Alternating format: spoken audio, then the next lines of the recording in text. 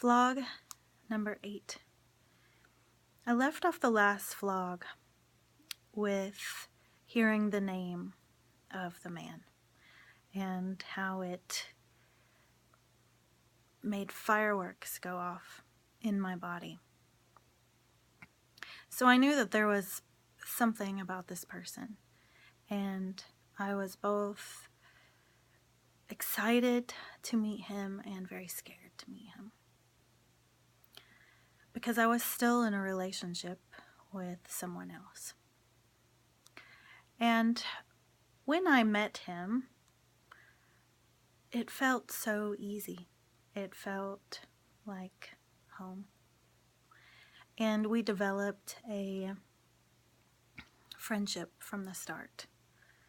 Both of us were with other people, and we're not planning to leave either one of them at that time. And he started the classes that I had been in for over a decade, which is how we met, was through this special teacher that we both had. And it was exhilarating, this friendship. It was like we had both found someone who understood the other one. We both were interested in the world that isn't seen. We were both interested in how we could become our most magnificent self. And we both had very interesting skills in regard to being able to feel the insides of others. I could feel people's hearts. I could feel their intentions.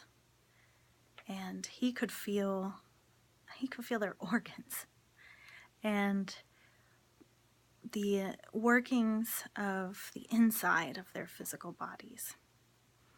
Now, over time, we've learned from each other, and he is now able to feel and hear hearts, and I'm able to feel more inside the physical body. And often we even work together in this way. And it's very fun. But back to the story. So we were becoming more and more fond of each other and more fond of our friendship. And one night, I became very sick. It felt like I had bugs crawling around in my lungs. And I was very scared about it. Something just didn't feel right about it to me. And I went to sleep that night, not thinking a lot about it, other than feeling like I was definitely getting sick, which in my old life, I got sick a lot. All the time I got sick. I understand why now, but at the time I didn't. And when I woke up at about 3 in the morning, I couldn't breathe. I was terrified because it felt like I was dying. I couldn't walk, couldn't breathe, I could barely talk. And I went into the living room where this other person was, and I said,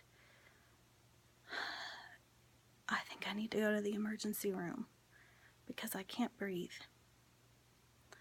And he took me into the bedroom, closed the door, and started to berate me about my friendship with this other man, accusing me of cheating on him and other things that weren't happening. And I lay there thinking, this is it. This is the end. I'm gonna die on this bed. I'm gonna stop breathing. And my child's never gonna know how I really died.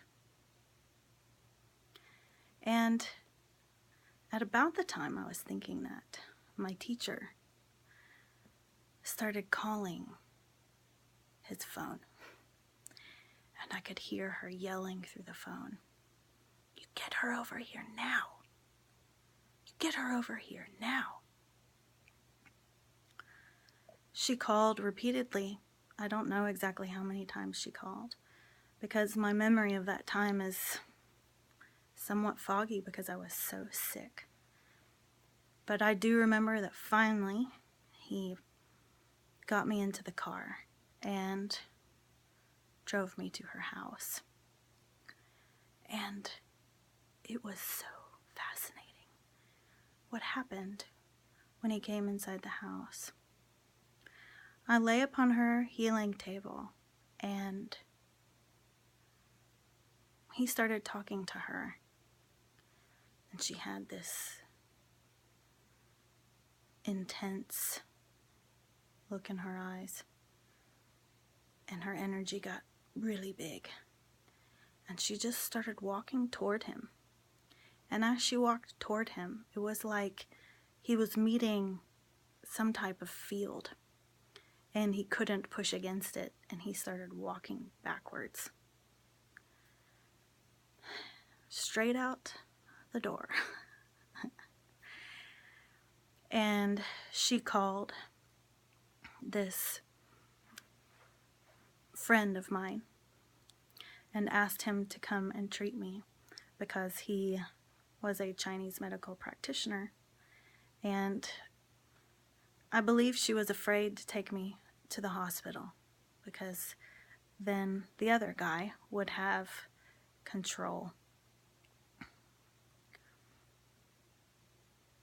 and more say so. And so my new friend came and did a gua sha therapy on my back, and I have never felt that kind of pain in my life, the pain that occurred from this sickness, which I know now was pneumonia. My head felt like it was going to explode.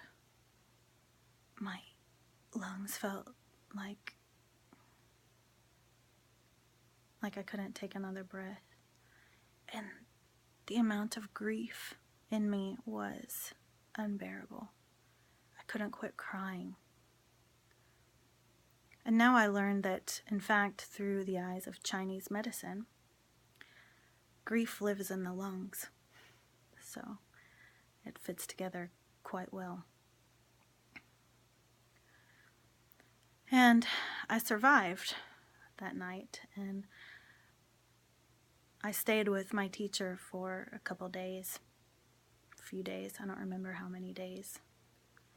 And some friends gave me antibiotics. I never did go to the hospital.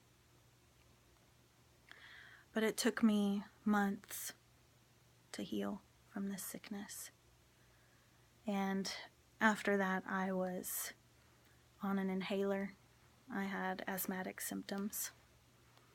And I also had extreme fear, because I had to go back and live with this person who I believe would have let me die that night, maybe even wanted me to. And so I started sleeping with a knife next to me, and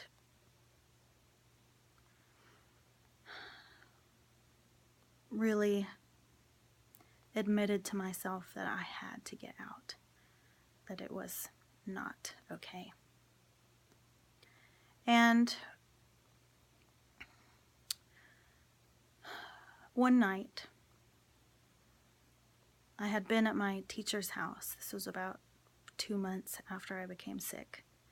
And I was driving home, and I had all of these visions and these visuals come into my mind, into my heart. I could feel all of these emotions, and I had clarity about the way that girl died, the girl whose memories I absorbed a long time ago. And this just added to my fear. And so it was a few days after that that I left that relationship and lived with a very dear friend of mine for 2 years. And it was at this woman's house, who allowed me and my child to live with her, that I began my channeling.